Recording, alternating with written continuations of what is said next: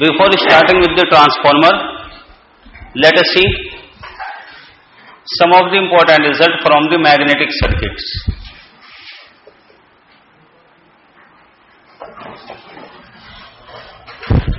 देखिए magnetic circuit क्या होता है, एनालॉजी से समझिए. Electric circuit. Electric circuit means which provides path for current. Magnetic circuit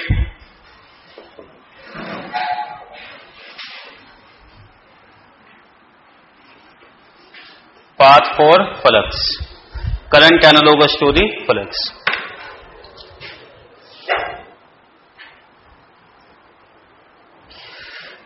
यहां करंट के लिए path, there it is for flux.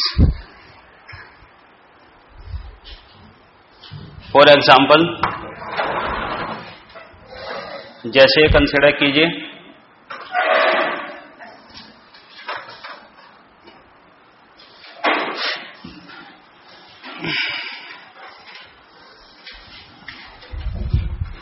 ये iron path, the coil is wound here and turns. यहां and turns wound कर दिए गए.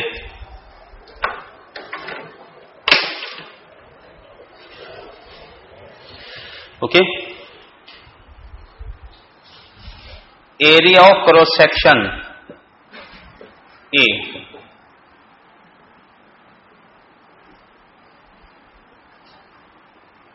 यह है area of cross section.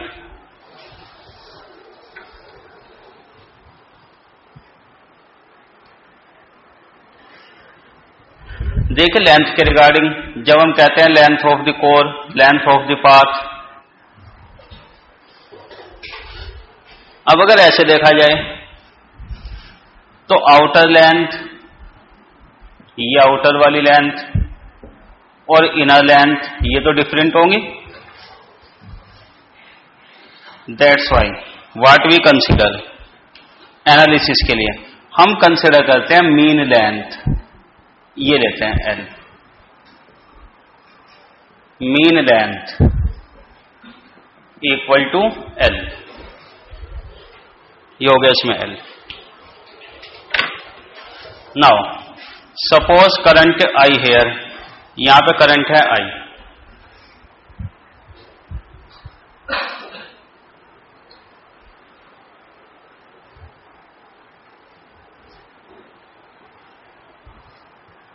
Mean length है, current here I. Term here different terminology.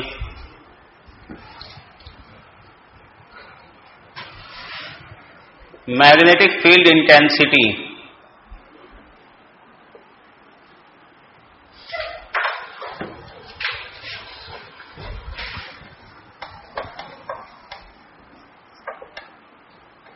और magnetization force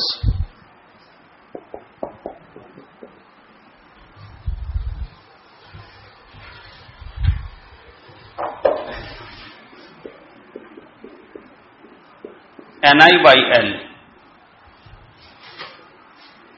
ampere per metre. ये होता है magnetization force. Flux density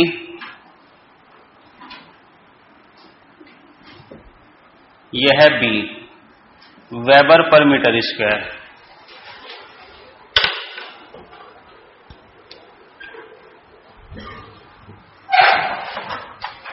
okay. देखिए जनरल टर्मिनोलॉजी में हम दोनों को ही मैग्नेटिक फील्ड बोल देते हैं, बी या एच. ठीक है ना. वो रफ टर्मिनोलॉजी है. प्रॉपर टर्मिनोलॉजी मैग्नेटाइजेशन फोर्स या मैग्नेटिक फील्ड इंटेंसिटी, और इसके लिए proper word flux density. Current is following, this is the flux density. ये रही flux density B. Flux linking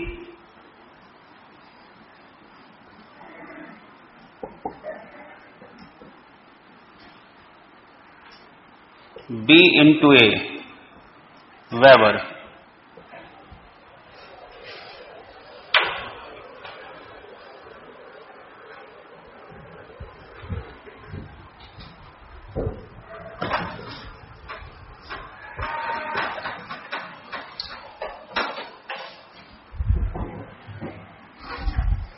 ये Weber. Now let us see.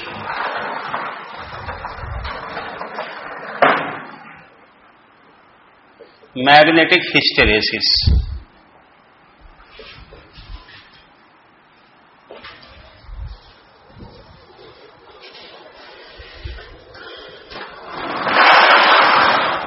Suppose AC current I equal to Im sin omega t is made to flow.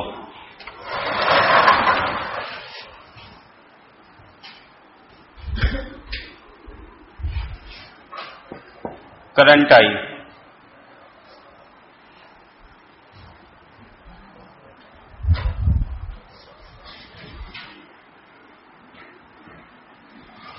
current Im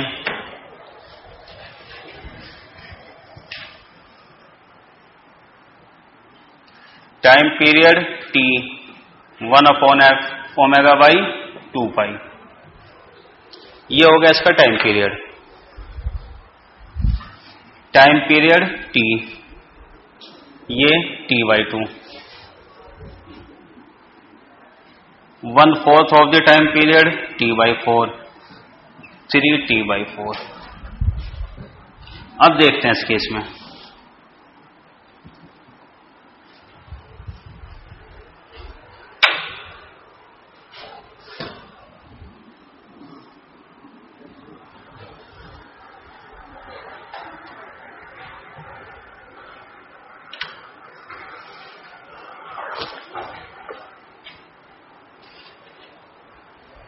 ये हो गई current.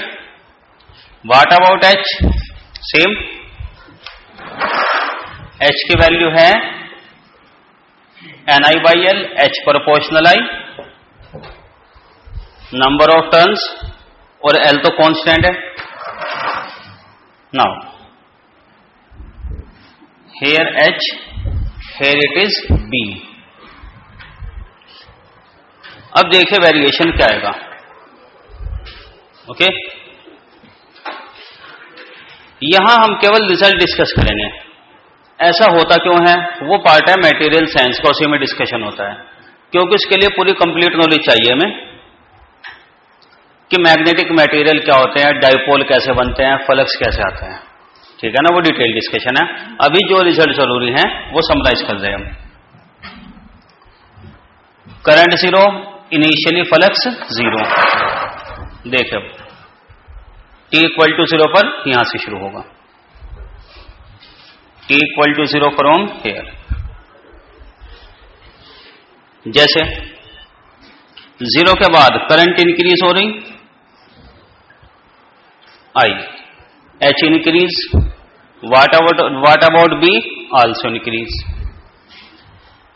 तो current increase होने के साथ B भी इंक्रीज होगा इन this manner. B also increasing. It is also going on increasing.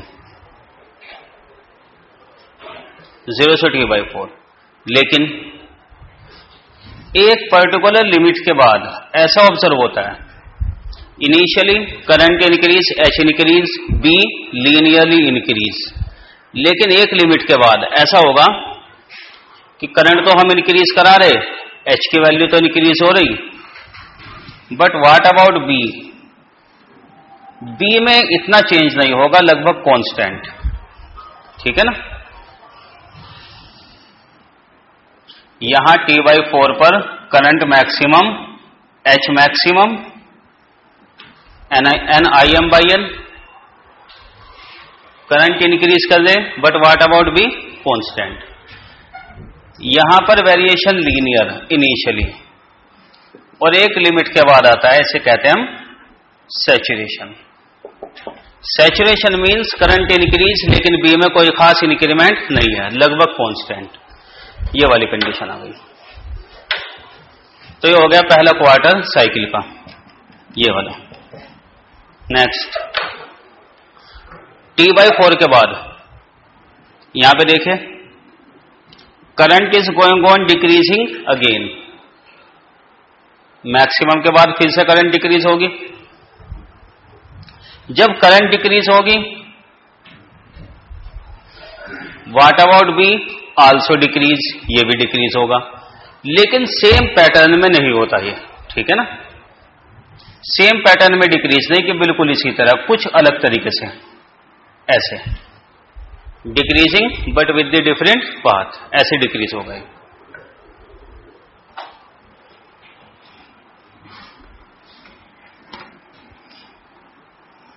As I have told you, ये होता क्यों है ऐसे, वो सारा मटेरियल साइंस का डिस्कशन है, वहां के लिए छोड़ दीजिए रीजन अभी।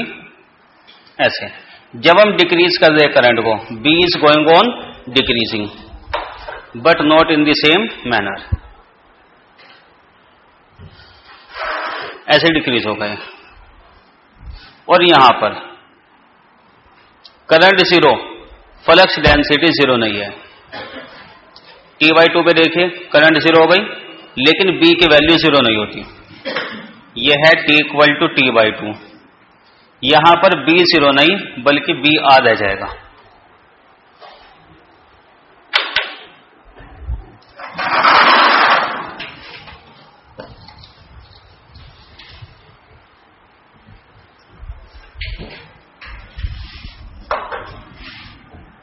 T greater than T/4 less than T/2, I decreasing, B also decreasing. T = T/2, current zero, B = BR, non-zero.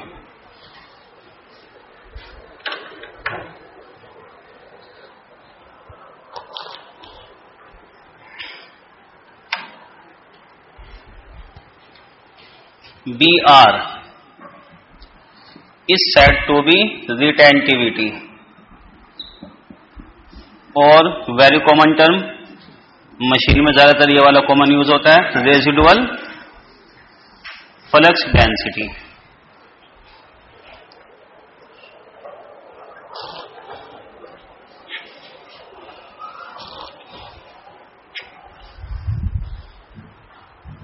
तो जैसे आयरन कोर है,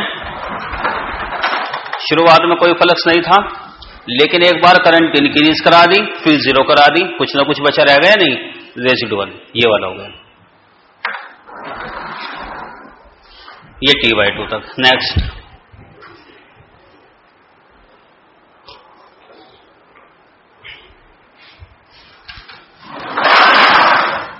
T/2 के बाद आ जाइए। अब T/2 से 3T/4 करंट इंक्रीज हो रही, अगेन दूसरी डायरेक्शन में, जीरो से -Im, नेगेटिव हो गई करंट। उसके बाद करंट इधर इंक्रीज होगी, इस तरफ, नेगेटिव डायरेक्शन में। BR है करंट क्यों के अपोजिट, तो B की वैल्यू डिक्रीज होती जाएगी, ऐसे गोइंग ऑन डिक्रीजिंग। और इस वैल्यू पर -Hc पर जीरो हो जाएगा।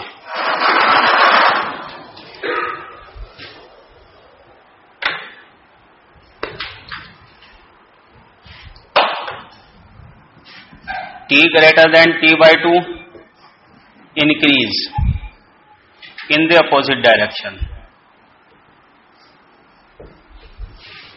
B decrease or less than BR, negative value Hc, B becomes 0। यानी जो रेजिडुअल था वो खत्म हो जाएगा, क्योंकि हम दूसरी डायरेक्शन में मैग्नेटाइज कर रहे हैं। Hc क्या होता है, कोएल्सिविटी और कोएल्सिव फोर्स।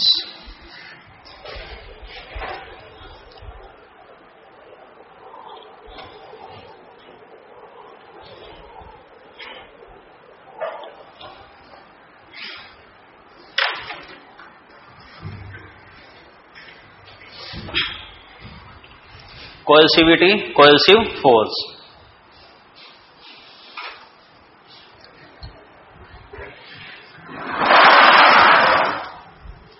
ये तो इंक्रीज होगा -Im तक, opposite. Current is going on increasing, अब ये इंक्रीज होगा अपोजिट डायरेक्शन में, बिल्कुल अपोजिट डायरेक्शन में सेम, पहले लगभग लीनियर एंड देन सैचुरेशन। ये -Im या -Hm के प्रोपोर्शनल, तो T = 3T/4 पर यहां आ गया, ये वाली कंडीशन। अब ये अपोजिट डायरेक्शन में आ गया।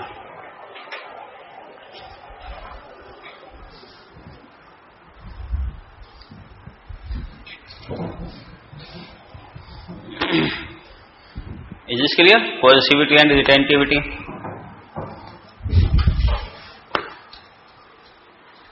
Now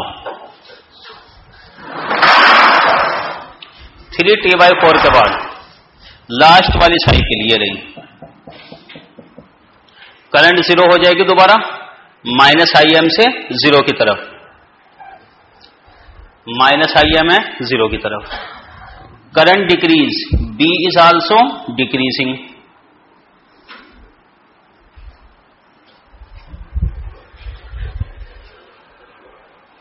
B also decrease. फिर दोबारा से वही बात, करंट 0 हो गई यहां T = T पर, ठीक है, करंट 0। लेकिन अब भी क्या होगा फिर से, अब अपोजिट डायरेक्शन में रेसिडुअल रह जाएगा -Br। ओके, करंट 0 करने पर एकदम 0 नहीं होता, कुछ ना कुछ रह जाता है, मैग्नेटाइजेशन। ये आ गया।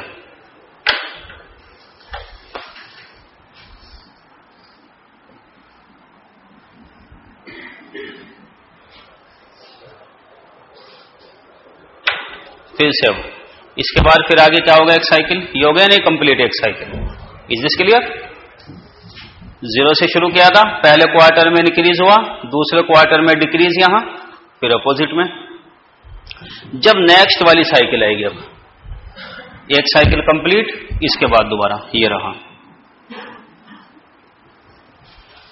अब पॉजिटिव डायरेक्शन में करंट इंक्रीज हो रही, मैग्नेटाइजेशन यहां पर 0 हो जाएगा, कोएल्सिविटी Hc again going on increasing, लगभग यहीं पे मिल जाएगा। यह T = 5T/4 नेक्स्ट साइकिल।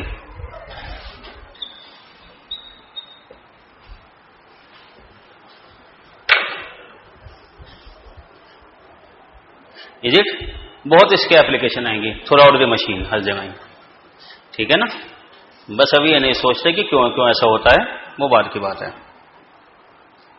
तो एक क्लियर होगा मैग्नेटाइजेशन किधर और किधर ही। अब इसमें देखिए, उसके बाद फिर लगातार बस ये वाली साइकिल चलती जाएगी ऐसे, ये बिल्कुल शुरू में आता है, उसके बाद नहीं, फिर तो ये लगातार चलेगा। अब इसमें देख सकते हैं एक इंफॉर्मेशन, जब हम करंट को 0 कर रहे थे,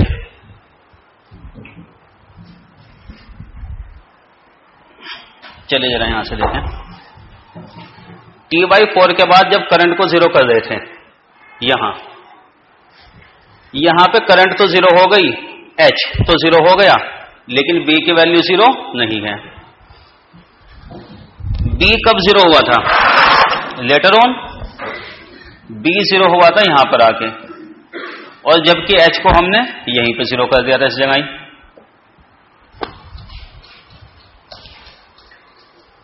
What does it mean? B = 0 after H = 0। दोनों एक साथ 0 नहीं हो रहे थे, रेसिडुअल बच रहा था।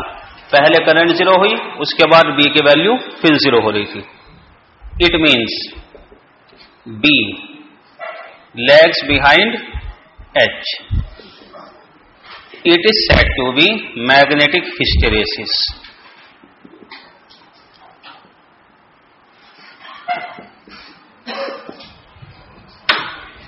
हिस्टेरेसिस ग्रीक वर्ड है ये, इसका मीनिंग होता है टू लैग behind.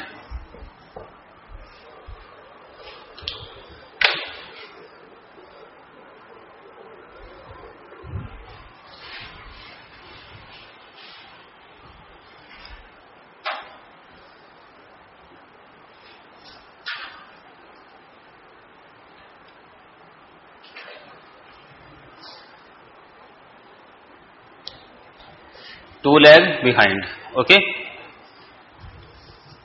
ये हो गया हिस्टेरेसिस. वन मोर थिंग, देखिए एसी के केस में हम एच को चेंज कर रहे, बी की वैल्यू लगातार चेंज हो रही, कभी इस डायरेक्शन में फ्लक्स, कभी अपोजिट डायरेक्शन में. मैग्नेटाइजेशन लगातार चेंज होता है due to the continuous change in magnetization.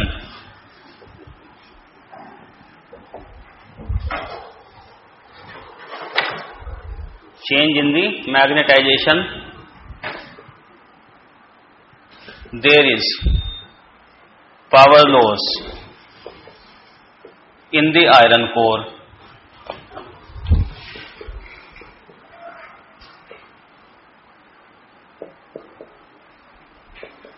Hysteresis loss.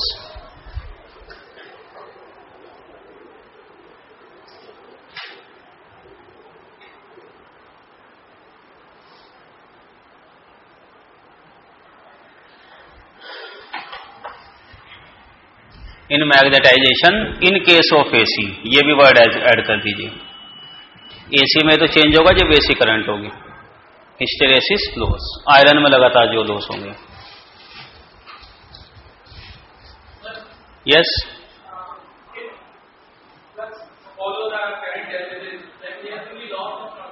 नहीं, फिर लॉस नहीं होगा.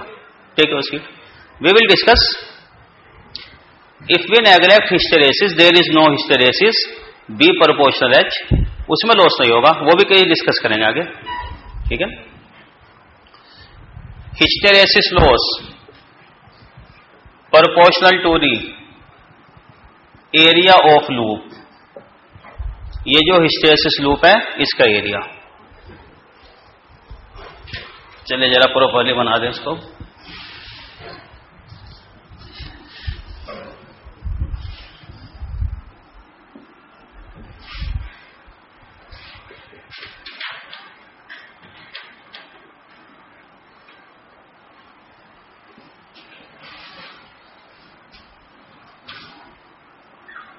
मैक्सिमा, ये BM पीक फ्लक्स डेंसिटी, ये BR, ये HC.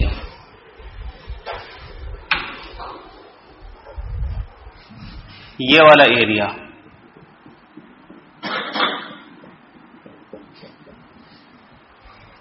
ऑफ द लूप, इसके proportional. In general PH proportional BM to the power eta F. BM peak flux density AC के case में. F is the frequency. eta क्या होता है? ये स्टीनमेज constant.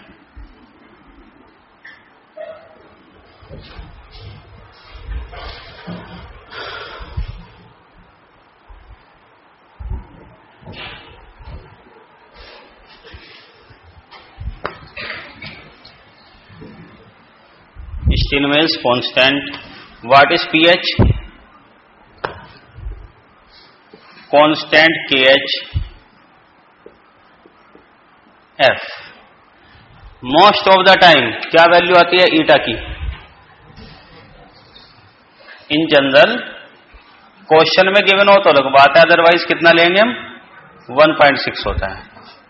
KH BM to the power 1.6 into F.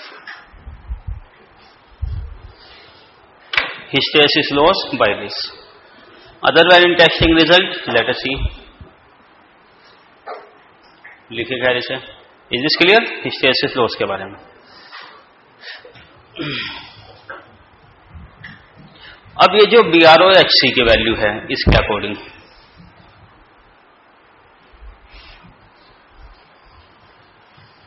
ये जो thickness है loop की ये रिप्रेजेंट कर रही लॉस। डिफरेंट मटेरियल्स के लिए डिफरेंट होती है थिकनेस ये, ठीक है ना। जब मैग्नेटिक मटेरियल डिस्कस करते हैं 50% पार्ट मटेरियल साइंस का वही है सिलेबस में मैग्नेटिक मटेरियल के बारे में, उसमें बताते हुए हैं कि कौन कौन से मटेरियल होंगे वो।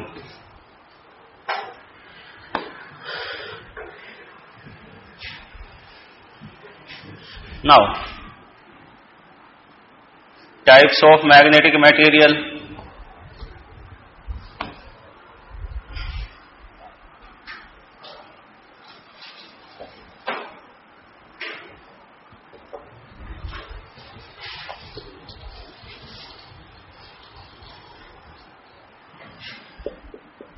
हार्ड मैग्नेटिक मटेरियल,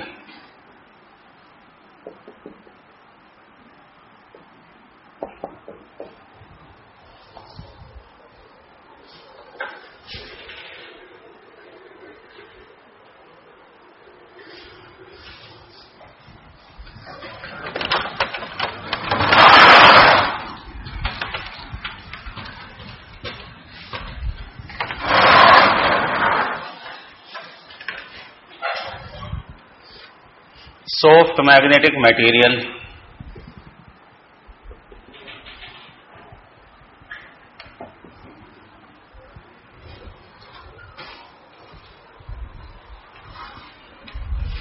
देखिए हार्डनेस और सॉफ्टनेस का मैकेनिकल स्ट्रेंथ से कोई मतलब नहीं है। It doesn't mean with the mechanical strength.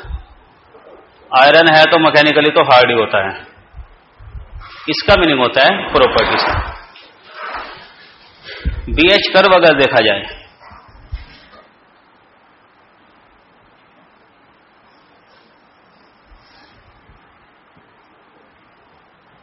इसकी शेप में ये BR ये HC, hard magnetic material thicker wider loop, soft magnetic material narrow loop, इसमें BR और HC की वैल्यू कम हो जाएगी। चलिए लिख देते हैं property. Soft magnetic material narrow BH loop, hysteresis loop, that is lower value of HC, lower value of BR। What about the hysteresis loss, कम हो जाएंगे या नहीं? Because we have seen hysteresis loss किसके प्रोपोर्शनल आते हैं? Area of loop, ठीक है ना, that's why.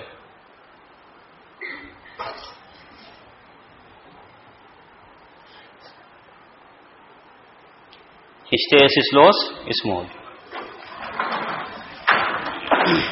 Hard magnetic material wider BH loop,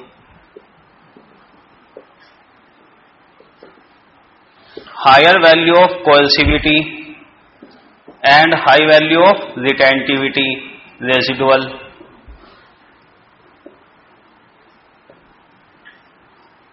hysteresis loss high।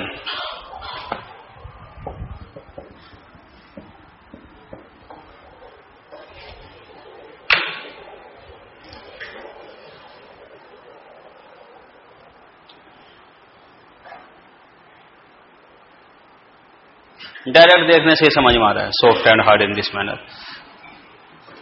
अब एप्लीकेशन पॉइंट ऑफ व्यू से, अगर हमें AC में यूज करना है, ट्रांसफॉर्मर जैसे AC में यूज होता है, या AC मशीन, कौन से वाला यूज करना चाहिए, हार्ड या सॉफ्ट? सॉफ्ट। वाई? हार्ड में तो लॉस बहुत ज्यादा होंगे। जैसे अगर कंपैरिजन देखें, इस मैग्नेटिक मटेरियल को अगर हम ट्रांसफॉर्मर या AC मशीन में यूज करेंगे, AC मैग्नेटाइजेशन है, बहुत हाई लॉस हो जाएंगे, दिस वन। तो application used in AC machines,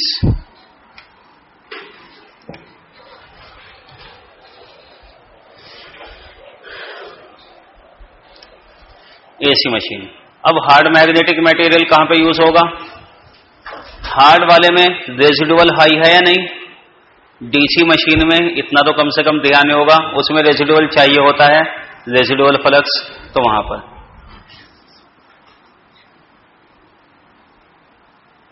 DC machines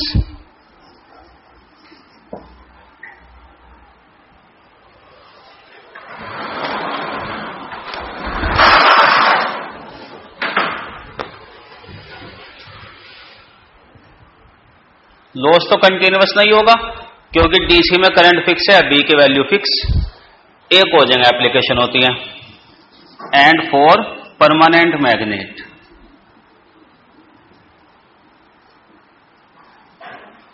देखिए परमानेंट मैग्नेट का मीनिंग, हार्ड मैग्नेटिक मटेरियल की खास बात यह है कि अगर कोई करंट नहीं भी है तो भी फ्लक्स कितना है? dr। परमानेंट मैग्नेट यही तो होता है। परमानेंट मैग्नेट का मतलब या तो कोयल है तो उसमें करंट नहीं है, या कोयल ही नहीं है।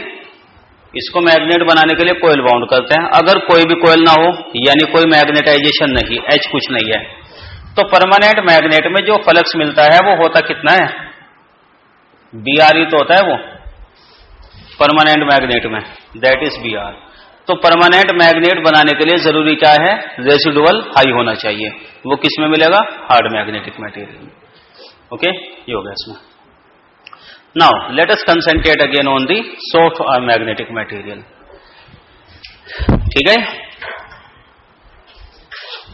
Okay, any doubt?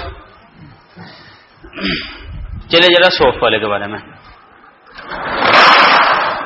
सॉफ्ट के बारे में एक और एडवांटेज है, वो एडवांटेज ये मिल जाएगी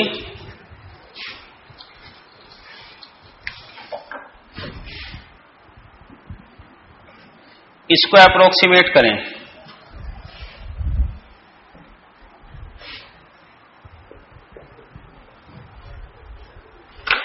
अगर लूप बहुत नैरो है, नैरो लूप हम नेगलेक्ट कर सकते हैं, ठीक है ना। जैसे इसकी विड्थ जो है, अगर लूप बहुत ही नैरो बन रहा हो, जैसे ये बनाया हमने, थिकनेस बहुत कम है इसकी, नेगलेक्ट कर दो, हिस्टेरेसिस। अगर हिस्टेरेसिस नेगलेक्ट कर दें, ये किसकी तरह बन जाएगा? Linear.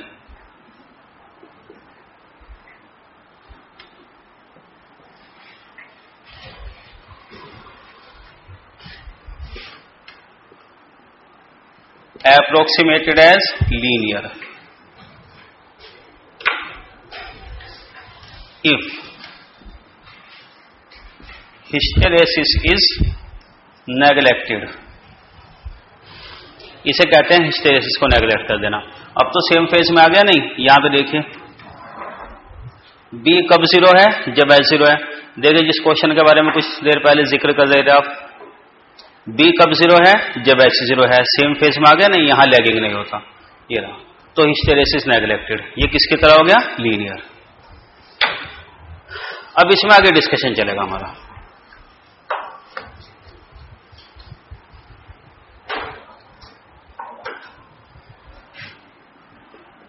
If magnetic circuit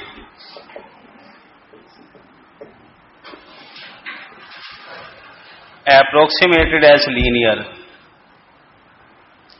B proportional H। तो लीनियरली किसको अप्रोक्सीमेट कर सकते हैं? केवल सॉफ्ट वाले को, या नहीं? ये भी एडवांटेज होती है कि एसी मशीन में सॉफ्ट यूज करना है। B equal to mu H, B equal to, यहां पे आता है constant mu zero mu R H.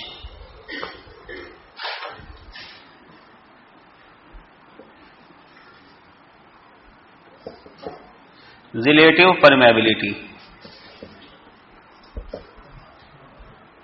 Mu permeability, mu zero तो जानते हैं, परमेबिलिटी ऑफ एयर और vacuum.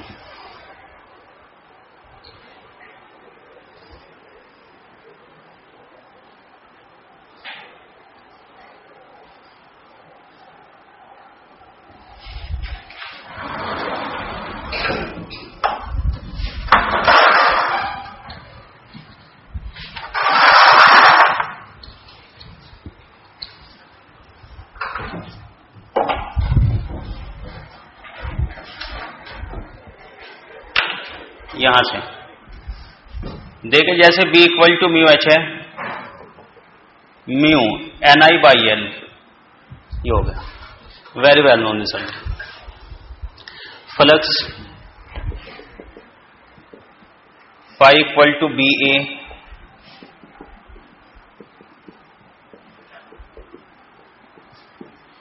A by L,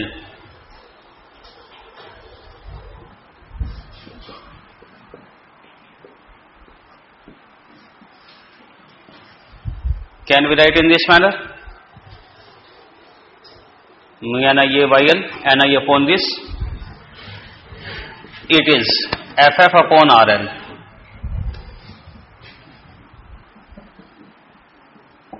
NI, it is said to be MMF, RL, L upon mu A, reluctance,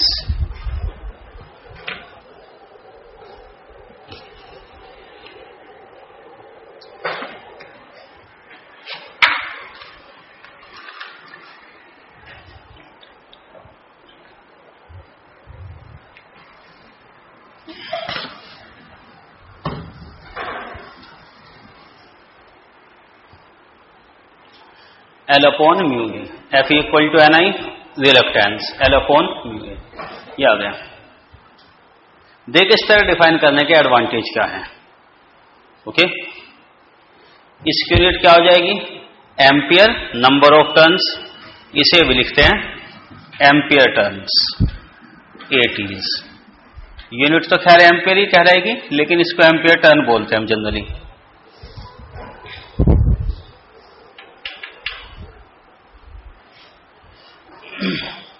is this clear?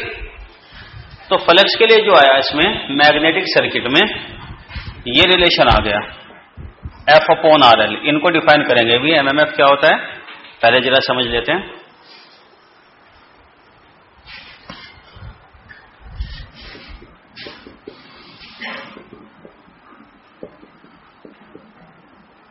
L upon mu A,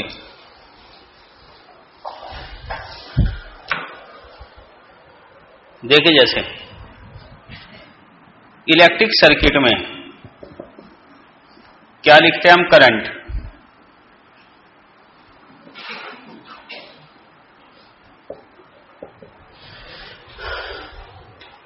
अगर एक simple electric circuit consider करें, very simple one, ये battery, EMF E, resistance R, current I,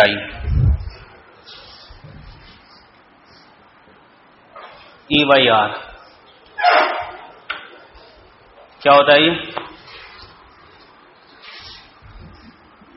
EMF by resistance. What is the resistance R? L upon sigma I, conductivity.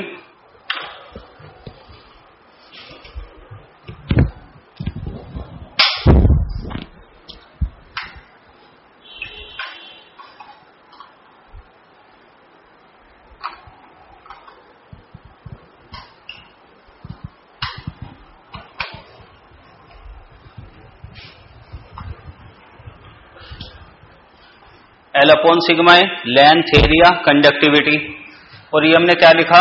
L upon में। हो गए या नहीं मिलते जुलते? जैसे वहां पे रेजिस्टेंस होता है, यहां हमने क्या डिफाइन कर दिया? रिलक्टेंस। देखे जैसे रिलक्टेंस हो गया लेंथ L, एरिया A, ये करंट है, नंबर ऑफ टर्न्स N। अब जैसे EMF और MMF, इनमें जरा देखते हैं एनालॉजी, ये दोनों कैसे मिलते जुलते हो गए? EMF और MMF। EMF electromotive force,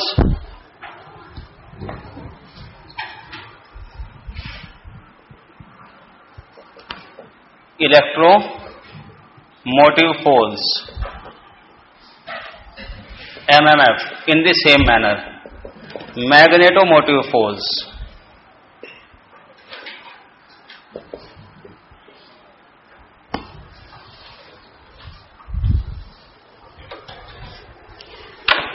electromotive force, motive यानी चलाने के लिए, जो इलेक्ट्रिसिटी चलाने के लिए, करंट फ्लो कराने के लिए रेस्पॉन्सिबल है, वोल्टेज जो हम अप्लाई करते हैं ईएमएफ, एमएमएफ मैग्नेटो, जो फ्लक्स को चलाने के लिए फोर्स होगा एनआई, क्योंकि यहां फ्लक्स चल रहा है किसके अकॉर्डिंग, करंट, तो इसके प्रोपोर्शनल आ गया। रिलक्टेंस मिलता जुलता फंक्शन बना दिया इसके, बाकी जो बचा एनआई वो एमएमएफ हो गया। Is this clear? तो ये एनालॉजी हो गई एक, ठीक है ना। एनालॉगस सर्किट हम ऐसे बना देते हैं, इसलिए इसमें एमएमएफ के लिए एफ इक्वल टू एनआई और यहां पर रिलक्टेंस और ये फ्लक्स हो गया नहीं एनालॉगस सर्किट। इससे फायदा ये होता है एक्चुअली, इलेक्ट्रिक सर्किट से हम ज्यादा कंफर्टेबल हैं सोल्व करने से, पूरा नेटवर्क इसी में है। ओके, जो भी कंसेप्ट हम नेटवर्क में बनाते हैं इलेक्ट्रिक सर्किट के लिए, वही सारी कंसेप्ट यहां पे एप्लीकेबल हो जाती हैं। फिर इवन जो थ्योरम है वो भी यूज की जा सकते हैं मैग्नेटिक सर्किट में। ओके, सिलेबस में क्योंकि मैग्नेटिक सर्किट ऐसे अलग से नहीं लिखा, स्पेसिफाई नहीं, तो हम तो खैर वही डिस्कस कर रहे जितना आगे जरूरत है, अदरवाइज इसमें भी सारी चीजें यूज होती हैं। रिलक्टेंस के रिगार्डिंग जरा, तो खैर चलो रिलक्टेंस तो आ गया, अब देखते हैं इंडक्टेंस के बारे में।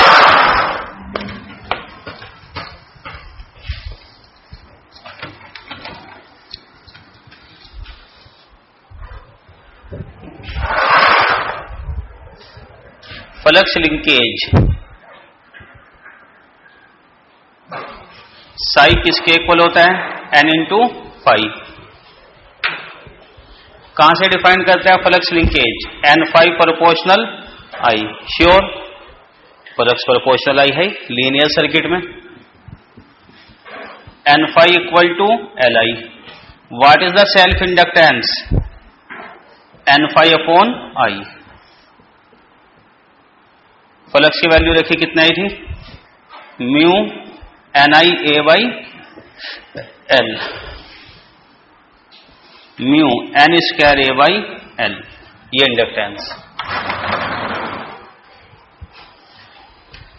इस केस में ये inductance.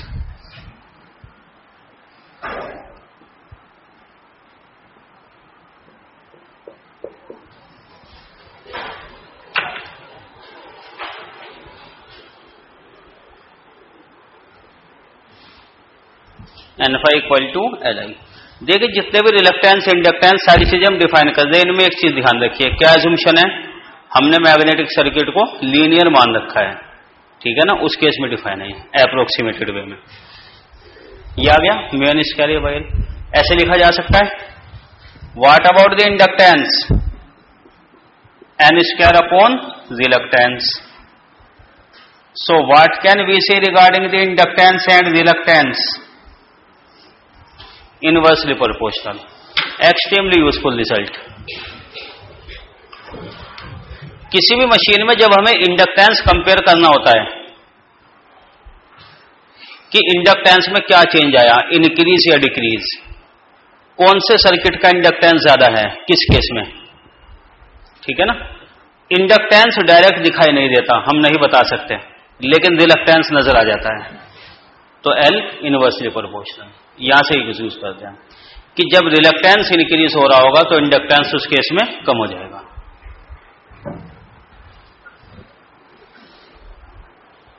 Is this clear? Now consider this magnetic circuit what we have taken initially.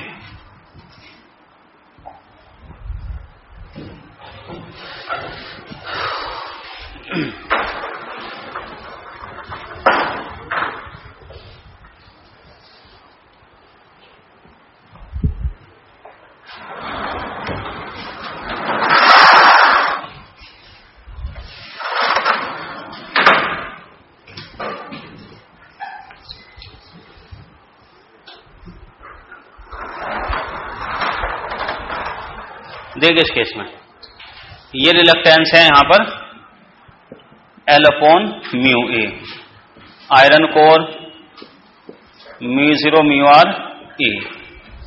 अब देखिए इसमें कुछ चेंज करते हैं। सी, अगर इतने पार्ट का आयरन हटा दें, एयर, एक तरीके से हमने एयर गैप क्रिएट कर दिया, LG, length of air gap.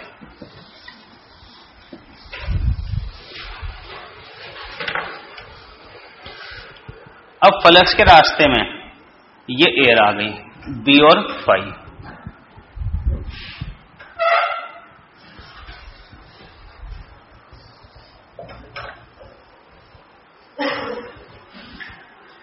Is this clear? Iron की जो लेंथ है वो तो है ही ऑब्वियसली, यहां से यहां तक आयरन, आयरन, ये एयर। बनाइए इसको जरा।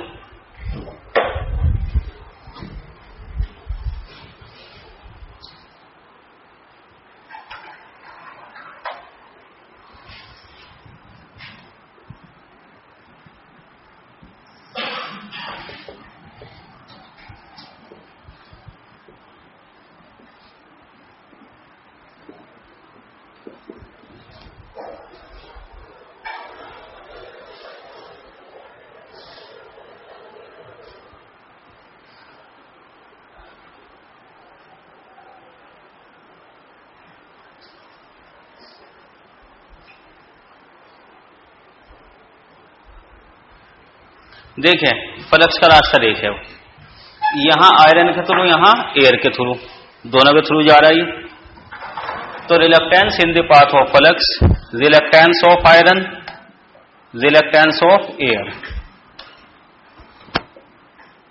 आयरन कोर, और ये वाला रिलक्टेंस ऑफ एयर पाथ या एयर गैप। आयरन का reluctance, length μ0 μr a, reluctance of air, length μ0 a। Air के लिए परमेबिलिटी कितनी होती है? 1।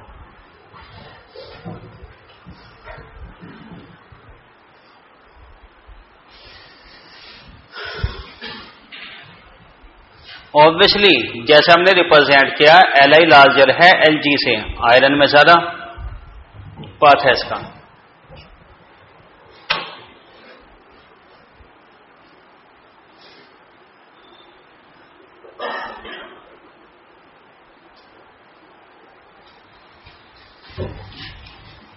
इट इज श्योर कि आयरन में ज्यादा चल रहा है लेकिन एयर में कम। फिर भी आयरन के लिए परमेबिलिटी मच ग्रेटर देन 1। तो अगर कंपेयर करते हैं हम, reluctance of iron much less than that of air.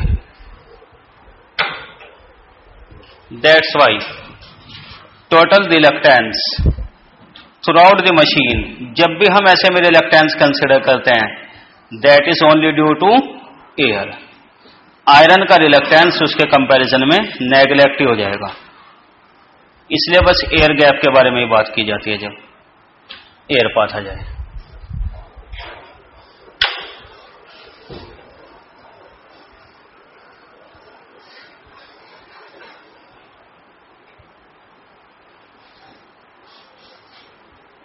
Iron का रिलक्टेंस एयर के पाथ में नेग्लिजिबल, टोटल रिलक्टेंस बस यही लिखा जाएगा इसमें।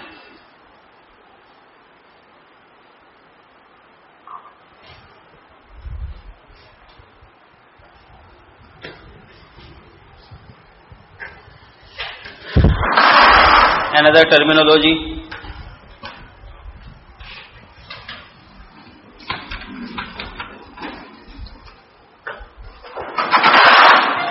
देखिए जैसे रेजिस्टेंस होता है R L upon sigma A for electric conductor,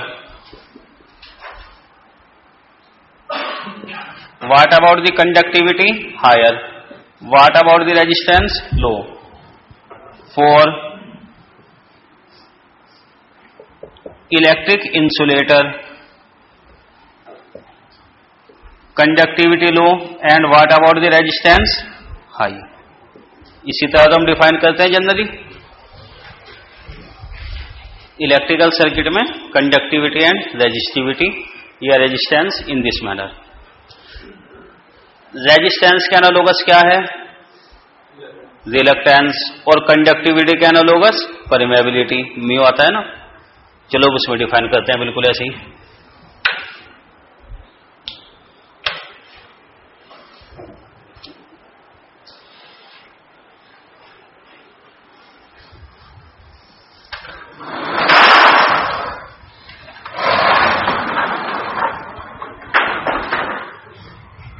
reluctance RL L upon mu A, L upon mu 0 mu R A. If permeability high, relative permeability high, reluctance low, ठीक है ना। It is said to be magnetic conductor, या बल्कि इससे भी ज्यादा जो use होता है और मैग्नेटिक मटेरियल, ये वाला वर्ड ज्यादा यूज होता है बल्कि यहां पर मैग्नेटिक मटेरियल। सिमिलरली परमेबिलिटी लो, स्मॉल कितनी स्मॉल? 1 तक।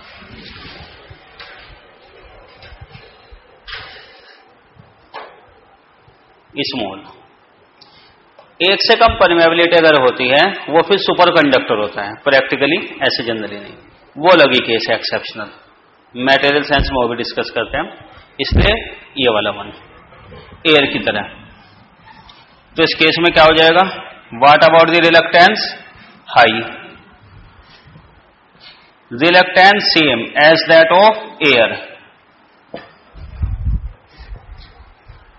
अगर परमेबिलिटी 1 के आसपास है किसी मटेरियल की, यानी क्या होगा वो?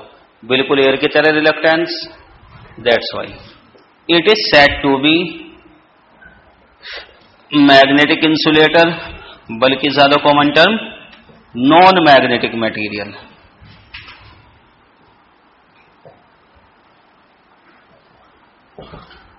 तो जब मशीन में हम बात करेंगे कि नॉन मैग्नेटिक मटेरियल लगा दिया जाए, उसका मतलब क्या होगा? ऐसा मटेरियल जिसकी परमेबिलिटी क्या है? 1।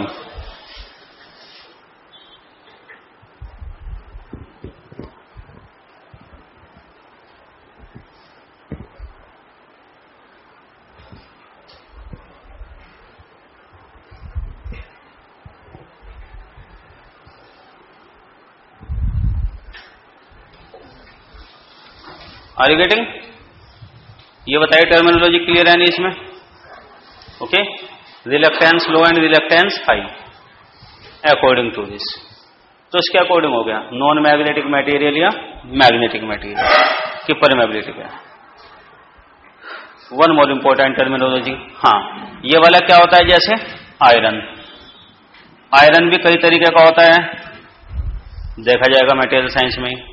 नॉन मैग्नेटिक मटेरियल जो कॉमनली होता है वो, इसमें कॉपर भी आ जाता है, ठीक है ना। कॉपर और आयरन की में एक बेसिक डिफरेंस ये है, जब बात होती है इलेक्ट्रिक कंडक्टर, दोनों ही बढ़िया कंडक्टर हैं, कंडक्टिविटी हाई, रेजिस्टेंस लो, लेकिन जब फ्लक्स की बात आती है तो फिर कॉपर पीछे रह जाता है। इसकी परमेबिलिटी 1 के अराउंड ही एयर की तरह।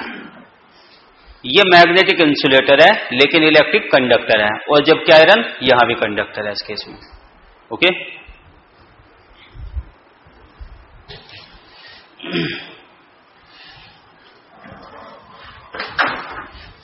देखिए जैसे कंडक्टिविटी कैसे डिफाइन करते हैं, ये वाली टर्म भी बता ही देते हैं जरा। कंडक्टिविटी G इक्वल टू क्या होता है? 1/रेजिस्टेंस।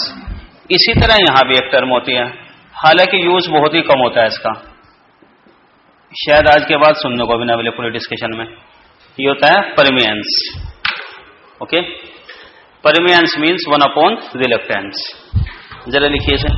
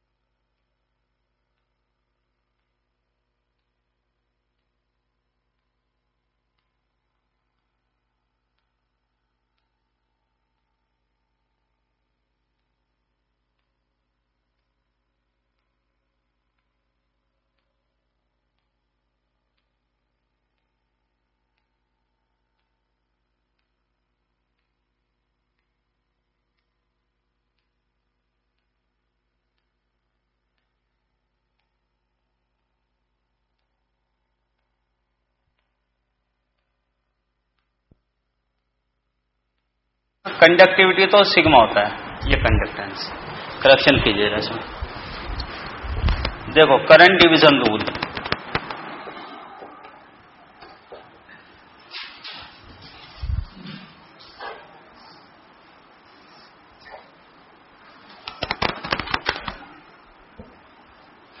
R1 R2 I, ये I1 ये I2, ओके। नेटवर्क में देखे जैसे आता है I1 IR2 R1 plus R2, और I2 क्या होता है R1 R1 प्लस R2। ये तो खैर नेटवर्क का डिस्क्रिप्शन है, आई थिंक सभी लोग जानते होंगे, बहुत आसान फॉर्मूला है। इसके एनालॉजी बनाएंगे। तरीका क्या है कि फ्लक्स के सामने दो रास्ते हैं, करंट के सामने दो रेजिस्टेंस, और जनरली क्या होता है, जो रेजिस्टेंस कम होगा उसके थ्रू हाई करंट होगी, ठीक है ना। बिल्कुल वही बात यहां के लिए। अब ऐसा मैग्नेटिक सर्किट बनाते हैं, फॉर एग्जांपल ये वाला,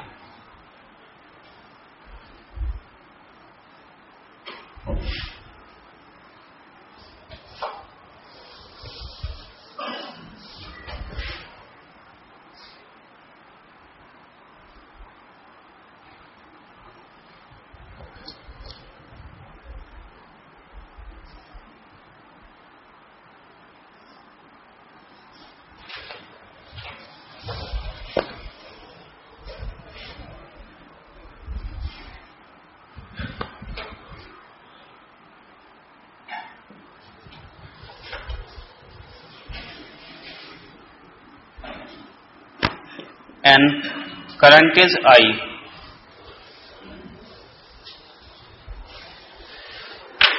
देख इस केस में यहां एमएमएफ कितना हो गया, कितना अप्लाई किया एमएमएफ एनआई। चलो अब देखिए फ्लक्स के पास, ये फ्लक्स है फाई, ये आ गया टोटल फ्लक्स। अब इसके सामने दो रास्ते हैं फ्लक्स के, ये और ये। कैसे डिवाइड होगा जो फ्लक्स कॉइल ने प्रोड्यूस किया, ये रास्ते से φ1 और ये वाला φ2।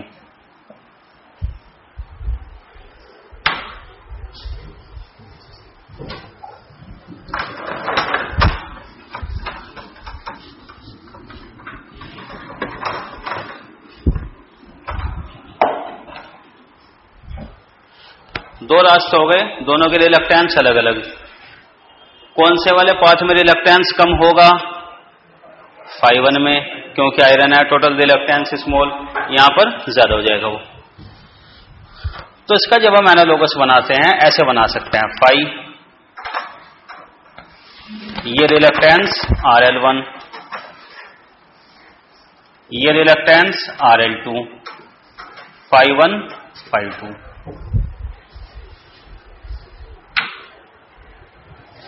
एयर गैप की वजह से, एयर की वजह से इसका रिलक्टेंस हाई है, इस वाले का रिलक्टेंस कम है।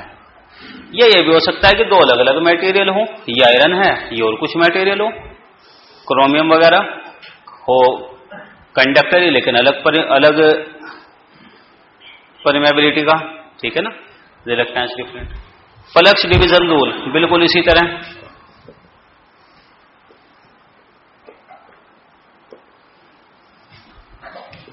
φ1 phi RL2 RL1 plus RL2, what is φ2 RL1 RL1 plus RL2।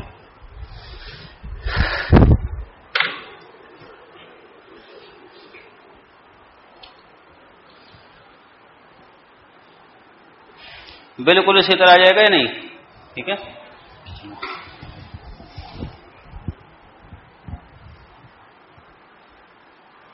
देखिए अब जरा,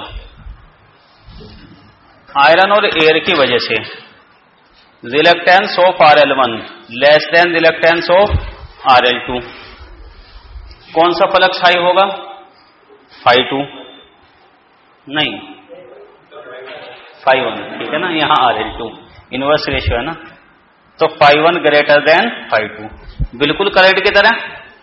अगर करंट के सामने कई रास्ते हो, करंट कौन सा रास्ता फॉलो करता है हमेशा? लो रेजिस्टेंस पाथ, कहते हैं ना, वो यही तो चीज है, current try to follow low resistance path. जितना कम रेजिस्टेंस होगा पैरेलल में, उसके थ्रू उतना ही हाई करंट। अब फ्लक्स भी वही, flux try to follow low reluctance path हमेशा। अगर सामने फ्लक्स के कई रास्ते हैं तो सबसे कम वाली जो रिलक्टेंस है उसमें से जाएगा ज्यादातर फ्लक्स। आर यू गेटिंग और नॉट? जनरल रूल है, everybody want to follow shortcut. किसे चाहिए ज्यादा रेजिस्टेंस, ज्यादा hindrance?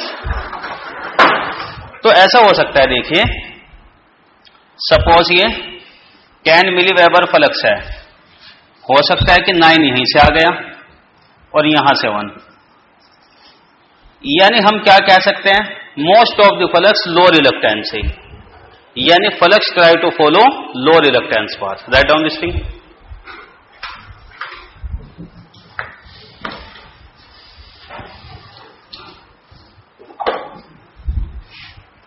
Flux tries to follow low reluctance path.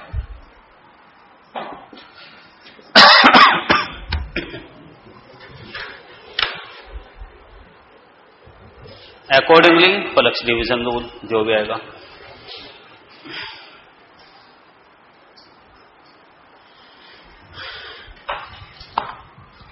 चलो खैर, ये तो लगभग हो गई कंसेप्ट, देखेंगे और कोई जरूरत पड़ी तो उसी टाइम बता देंगे। एडी करंट्स,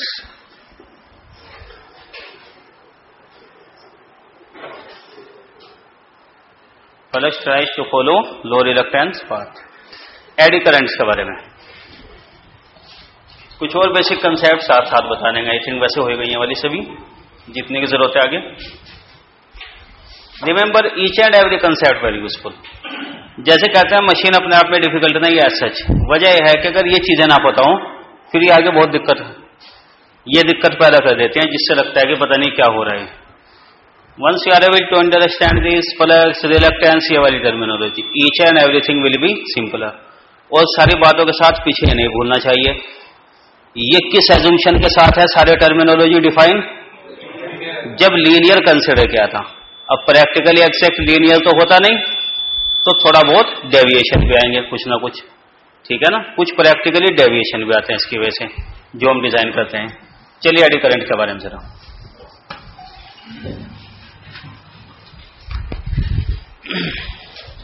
देखिए, दो केस कंसिडर कीजिए। जैसे मैग्नेटिक फील्ड है बी,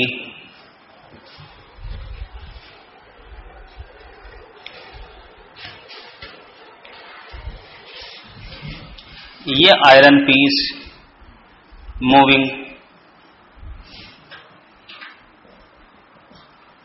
आयरन पीस मूव कर रहा है, इसमें इतना एरिया है जिससे फ्लक्स लिंकिंग है, इतने से फ्लक्स क्या हो रहा है, लिंक। लेकिन जैसे आयरन पीस आगे चलेगा, ये जो फ्लक्स लिंकिंग का एरिया है बदलता जाएगा, फ्लक्स में चेंज आ जाएगा।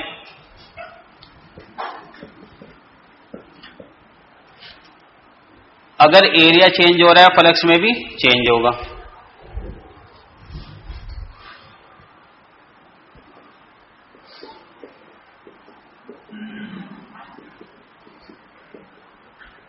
बी, ये एरिया ए। यह दूसरा तरीका है, आयरन पीस मूव नहीं कर रहा, लेकिन बी खुद टाइम का फंक्शन है। फ्लक्स ट्रांसफॉर्मर में ये वाला केस होता है ज्यादातर, ये वाला बी चेंज हो रहा है टाइम के साथ, एरिया नहीं। I hope you are getting. दोनों में कोई भी बात हो, कुल मिलाकर flux linking with iron changing, change हो रहा है नहीं। यहां पे एरिया चेंज हो रहा है, बी कांस्टेंट है। यहां बी लगातार चेंज हो रहा है, टाइम वेरिंग, जैसे ट्रांसफॉर्मर में होता है, और एरिया कांस्टेंट है।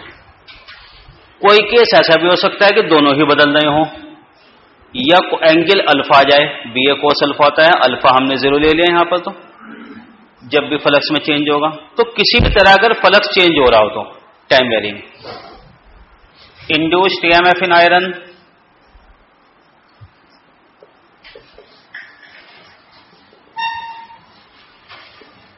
E proportional d∅dt।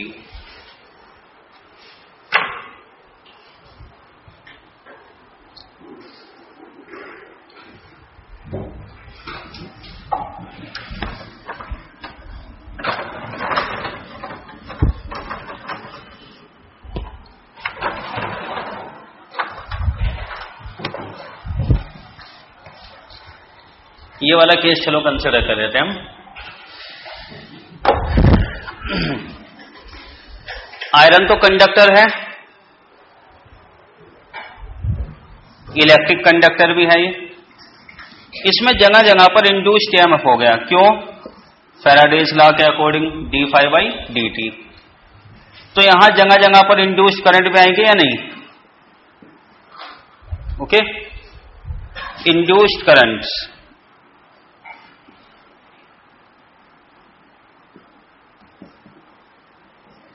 Iron piece IE E/RE।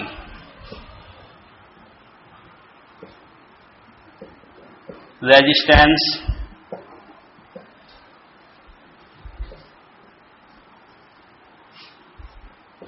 In the path of currents.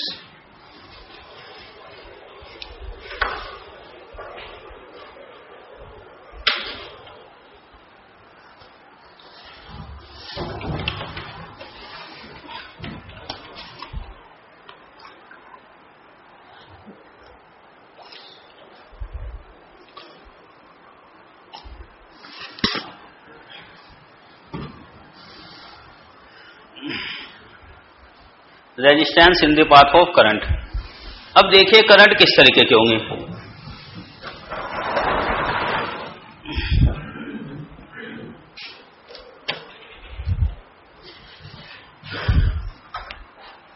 Her point पर इंड्यूस्ड ईएमएफ है, कोई एक पर्टिकुलर पॉइंट कंसीडर कर लें।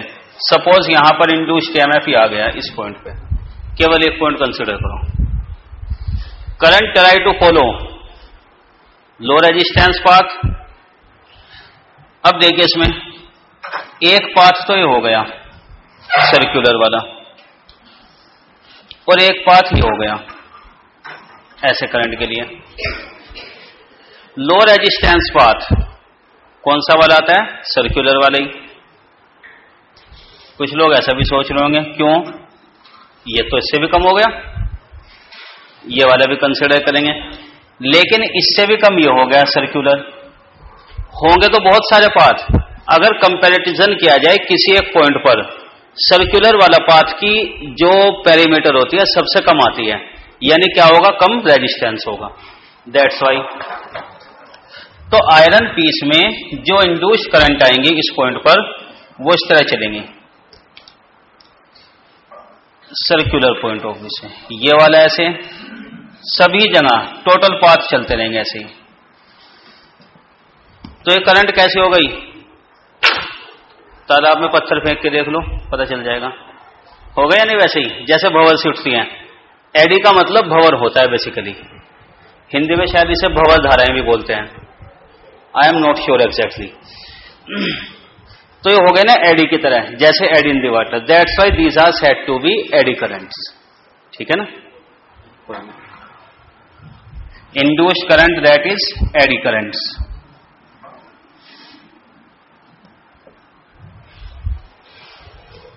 ये हो गया resistance in the path of eddy current.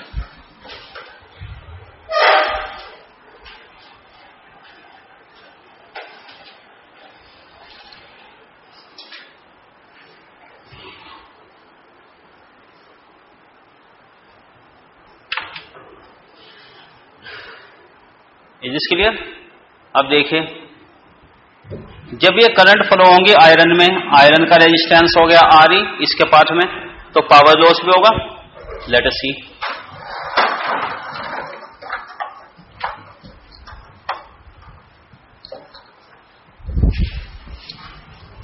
AD current loss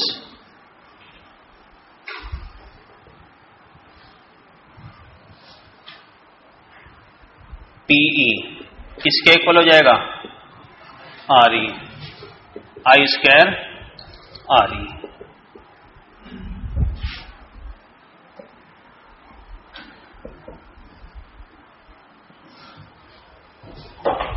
very interesting result है।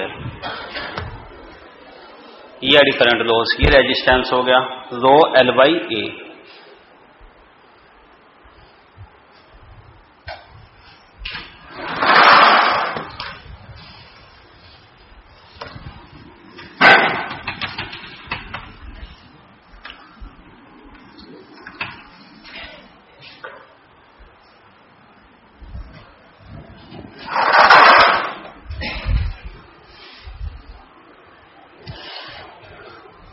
हमें एडी करंट लॉस कम करना है। ये जो पावर लॉस है obviously we want to reduce. चलो देखते हैं जरा एडी करंट लॉस को कम करना है। To reduce the power loss, what about the resistance? यहां से बताइए ना, पावर लॉस कब कम होगा? जब आर की वैल्यू हाई। चलो पावर लॉस कब कम होगा? इससे बड़ा झंझट कोई नहीं होता। बहुत जगह परेशान करते हैं चीज। कहीं कहीं पे लिखा होता है बुक में कि to reduce power loss V square by R, resistance high कर दो। तो चलो ठीक है, मान लिया जाता है भाई वी स्क्वायर बाई आर। फिर कुछ दिनों बाद लिखा होगा कई जगह आगे बढ़ेंगे I square R, resistance reduce power loss reduce. वो भी समझ में आ गया। अब जब दोनों चीजें एक जगह लग जाती हैं फिर पता नहीं चलता कहां क्या यूज करना है। ठीक है ना? उसमें कुछ जगह शॉर्टकट भी बताते हैं कि जब कोई एलिमेंट हो, बल्ब ट्यूब, तो उसमें वी स्क्वायर बाई आर कर दो, ट्रांसमिशन लाइन में आई स्क्वायर आर कर दो। वो सारी बेकार की बात है। इसको देखे रीजन क्या होता है इसके पीछे, ये कैसे सोल्व करते हैं। ठीक है ना? आर कम करने पे पावर लॉस कम होगा वी स्क्वायर बाई आर के अकॉर्डिंग या आई स्क्वायर आर के अकॉर्डिंग, रेजिस्टेंस रिड्यूस। देख एक्चुअली यहां हमें पहले डिसाइड करना पड़ेगा कि कौन सा पैरामीटर ई अभी कांस्टेंट है। For example, if E is constant with respect to R, ठीक है ना, यानी PE inversely proportional R E. अगर ई को कांस्टेंट दिया जाए तो अब कैसे पावर लॉस कम होगा? Resistance increase. लेकिन अगर आई ई, हर केस में हमें चेक करना पड़ेगा कि आर ई के रेस्पेक्ट में कौन सा कांस्टेंट है। फिर ही आ जाएगा power loss reduce, R E reduce. यहां पर ये डिपेंड करता है। चलो जरा यहां से समझ लेते हैं एक बार इस एग्जांपल से। तो सबसे पहले वहां पे चेक कीजिए करंट या वोल्टेज दोनों में कौन सी चीज है जो रेजिस्टेंस से इंडिपेंडेंट है। एग्जैक्टली नहीं तो अप्रोक्सीमेटली कांस्टेंट हो, वो ध्यान देना होगा। मैं इस वाले केस में आ जाओ, यहां समझिए। Induced EMF D phi by D T पे डिपेंड कर रहा है, ये तो आर पे डिपेंड नहीं कर रहा। करंट किस पे डिपेंडेंट है? आर पे डिपेंडेंट है। तो हाल फिलहाल ये वाला जो केस है उसमें कौन सा कांस्टेंट है आर ई के रेस्पेक्ट में? ये वाला। ये नहीं अप्लाई होगा। तो यहां पर पावर लॉस कैसे कम होगा? Resistance increase. क्लियर है? नहीं, एक और तरीके से समझ लीजिए। अगर रेजिस्टेंस को हम डबल कर दें तो करंट कितने रह जाएगी? हाफ। बात समझ में आई? चलो, रेजिस्टेंस को हमने डबल कर दिया, करंट कितनी हो गई थी? हाफ, यानी 1/4। बताइए कैलकुलेट करके पावर कितनी हो जाएगी? हाफ हो जाएगी या नहीं? अगर हम रेजिस्टेंस यहां इंक्रीज कर रहे, करंट उससे भी ज्यादा डिक्रीज हो रही, फाइनली पावर लॉस डिक्रीज। ये केस है क्योंकि करंट यहां कांस्टेंट नहीं है, ये तो खुद उस पर डिपेंडेंट है, आर ई पर। दैट्स वाई ये रीजन है। Are you getting? Transmission loss होता है कई जगह, वो केस ही होते हैं कि लोड करंट आर से लगभग इंडिपेंडेंट होती है, वहां फिर आई स्क्वायर आर यूज करते हैं हम। डिफरेंट केस आएंगे, उसे अकॉर्डिंग देखेंगे हम। यहां पे बताइए क्लियर है नहीं, ये वाला क्यों यूज किया, ठीक है ना, ये रीजन था। आर को कम नहीं करेंगे, अगर आपने आर को 1/3 कर दिया ये 9 टाइम्स हो जाएगा, पावर लॉस बढ़ जाएगा उस तरह, दैट्स वाई। तो दोनों ही केस में R double power loss half, यहां से ये डबल, ये 1/4, ये हाफ। तो एडी करंट लॉस कैसे मिनिमाइज करेंगे, by increasing resistance in the path of eddy currents. Right down this thing.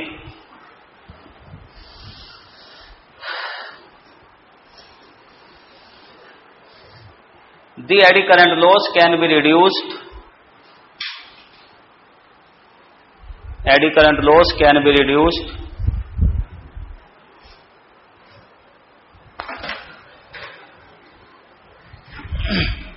by increasing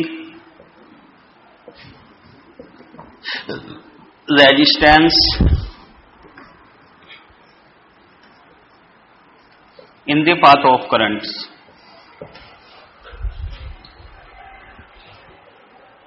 By increasing resistance in the path of currents.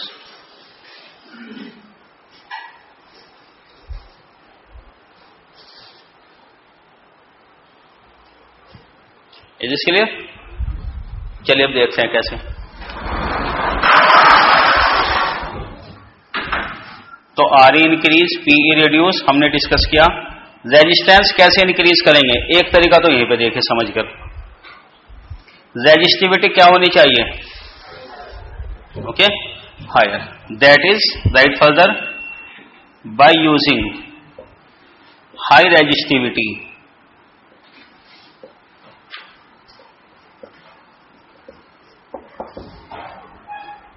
Iron. एक तरीका तो होगा कि हाई रेजिस्टिविटी आयरन कोर हम use करें।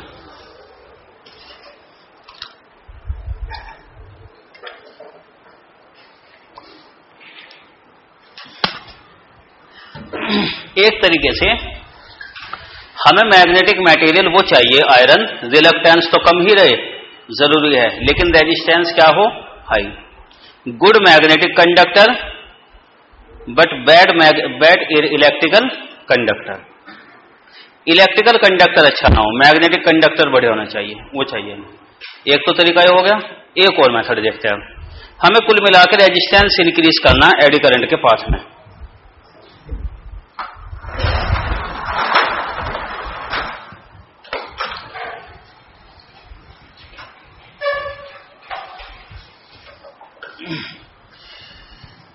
ये सपोज आयरन, ये iron piece है,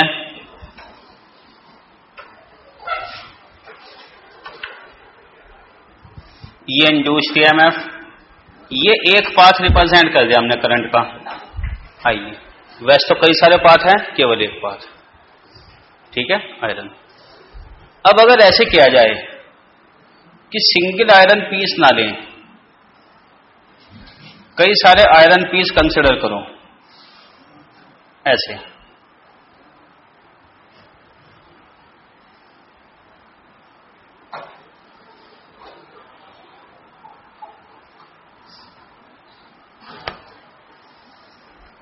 मैनी आयरन पीसीज, कई सारे आयरन पीस जॉइंटेड बाई, किससे जॉइंट किए जाएंगे, इंसुलेशन की रेल से। इंसुलेशन एडहेसिव का भी काम करता है इनको चिपकाने के लिए।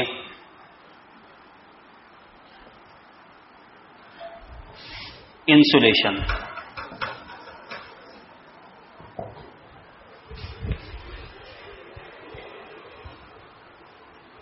तो iron pieces are jointed with thin layer of insulation.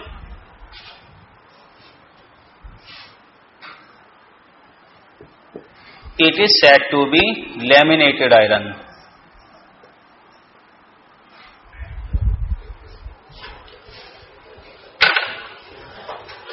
Iron piece को जॉइंट कर दिया हमने थिन लेयर ऑफ इंसुलेशन से।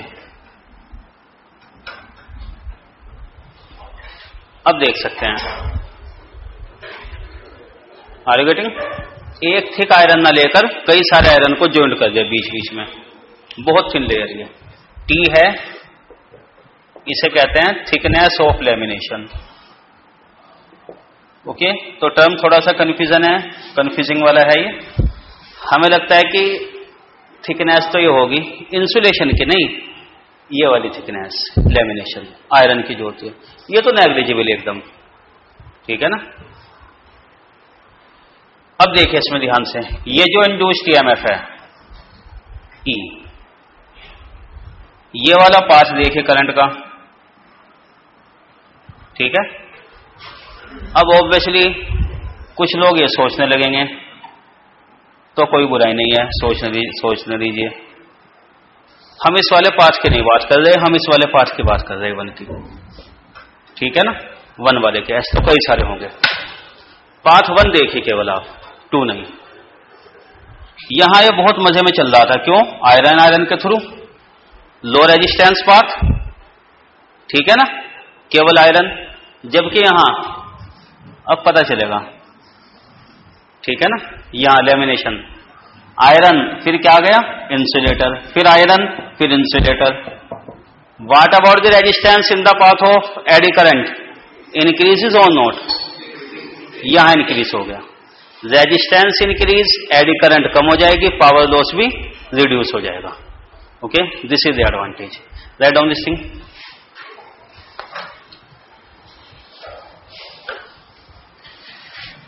The resistance in the path of eddy current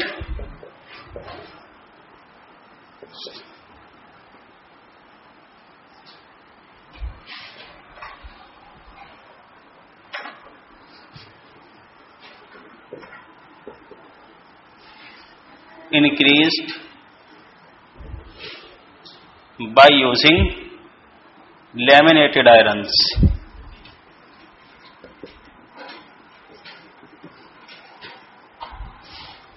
Jointed by very thin layer of insulation.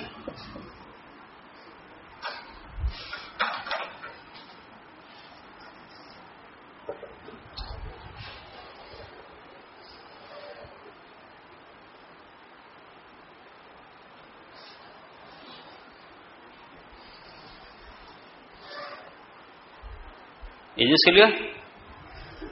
चलिए इसका बस final result लिख देते हैं हम। I hope you are getting the concept of laminated iron. That's why core of the AC machine और transformer,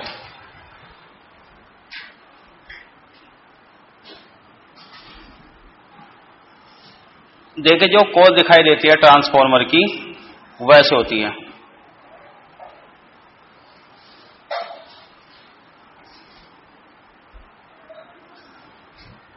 side से अगर देखें, आयरन पीसीज, और इनके साथ साथ में इन बीच में क्या होती है? Insulation.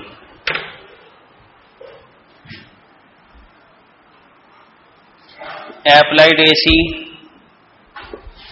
Frequency F in this manner, ये ट्रांसफॉर्मर में। ओके, जो कोर होती है ऐसे थिक नहीं होती, लैमिनेटेड होती है आयरन कोर। तो इस केस में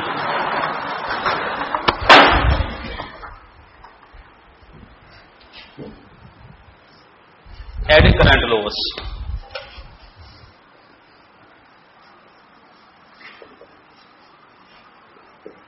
पीई प्रोपोर्शनल, चलो पूरा फार्मूला लिख देते हैं एक बार, pi square B M square T square rho E beta.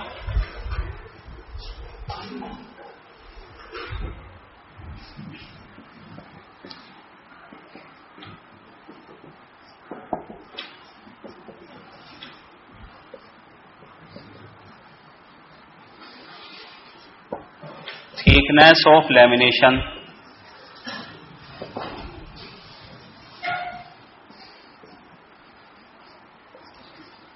peak flux density,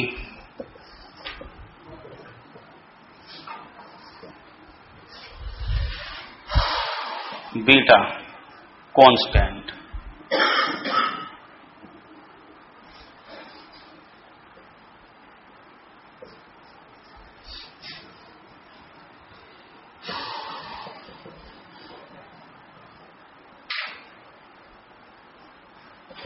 shape and size of lamination. Okay,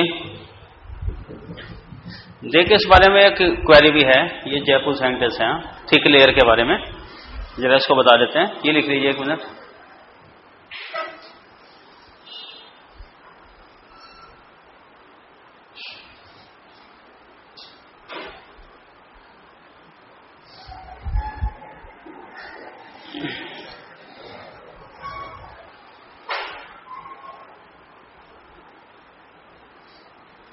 for example transformer के बारे में ही हमने कहा है कि लेमिनेशन है और बीच में बहुत थिन लेयर होती है इंसुलेशन की। इंसुलेशन आने से बीच बीच में रेजिस्टेंस इंक्रीज हो जाता है। तो क्वेश्चन ये राइज होता है कि इस लेयर को थिन ही क्यों रखते हैं? जब रेजिस्टेंस बढ़ाना ही है तो बढ़िया सी लेयर रखो खूब। ऑब्वियसली उससे रेजिस्टेंस तो बहुत बढ़ जाएगा, लॉस भी कम हो जाएगा। लेकिन ये बताइए आयरन हम यूज कर क्यों रहे? बेसिकली फ्लक्स प्रोवाइड करने के लिए, हाई परमेबिलिटी के लिए। परमेबिलिटी हाई रहे, रिलक्टेंस लो। ये जो बीच बीच में इंसुलेशन है ये मैग्नेटिक प्रॉपर्टी तो खराब कर रहा है या नहीं? परमेबिलिटी तो कम कर रहा है, इसलिए बहुत थिन लेयर ही रखी जाएगी, क्योंकि मैग्नेटिक प्रॉपर्टी को तो खत्म नहीं करना है ना। दैट्स वाई ये रीजन होता है कि थिन लेयर ही क्यों रखते हैं, कि मैग्नेटिक प्रॉपर्टी भी अफेक्ट ना हो। ये रीजन होता है इसमें। ये आ गया कांस्टेंट।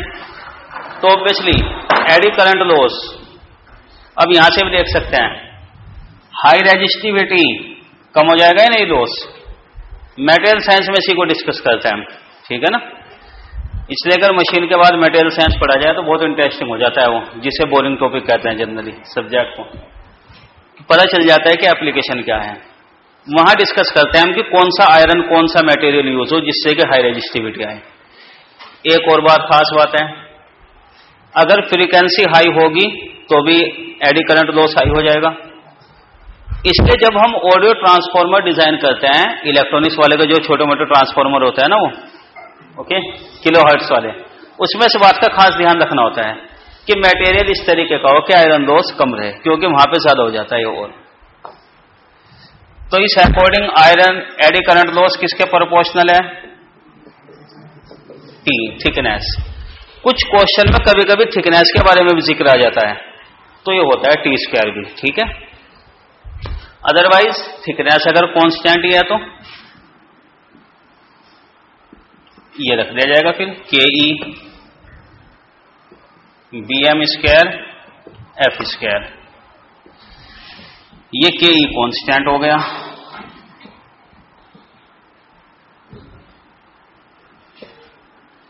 ओके, अगर क्वेश्चन में अगर थिकनेस के बारे में तो ऐसे ये रहा।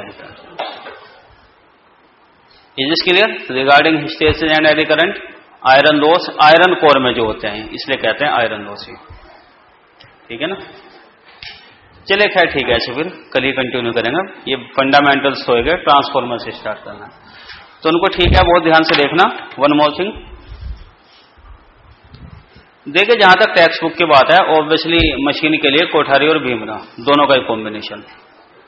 अब कौन से टॉपिक के लिए कौन सा कुछ होगा ये बहुत मुश्किल काम है ढूंढना, ठीक है ना। ऐसा नहीं है कि डीसी इसमें बढ़िया और इंडक्शन उसमें। ट्रांसफॉर्मर में भी कुछ आर्टिकल वहां सही है, कुछ आर्टिकल वहां पे सही है, तो अच्छा हुआ कि बुक ना ही ढूंढे तो ज्यादा सही है। The guide book given to you, उसमें टोटल समरी है, जो रिक्वायरमेंट है आपके एग्जामिनेशन के अकॉर्डिंग, थ्योरी है या क्वेश्चन है, और बाकी क्लासरूम नोट्स होते हैं। You are advise to refer that. अगर स्टैंडर्ड बुक्स रेफर करनी है पहले कंप्लीट कर लीजिए सिलेबस, उसके बाद जितना मन चाहे पढ़ते रहना, पता नहीं कौन कौन सी, ठीक है ना। तो वही है कि शुरू शुरू में ज्यादा उत्साह बना रहता है मशीन में, तो बेकार नहीं जाना चाहिए, ठीक है ना। क्योंकि जिन लोगों ने पढ़ा भी होगा, अगर कोठारी भीमरा से मशीन समझ में आ जाए तो कोई मुश्किल काम नहीं है। लेकिन वहां बेसिक कंसेप्ट का चैप्टर ऐसा है भीमरा में कि 5-6 महीने गुजर जाते हैं, समझ में नहीं आता कहां पे क्या था, ठीक है नहीं। क्योंकि देखिए बड़े बड़े राइटर हैं, वो ये मानते हैं कि छोटी छोटी बातें तो समझ में आ जाएंगी, और परेशान जो करते हैं वो छोटी छोटी बातें।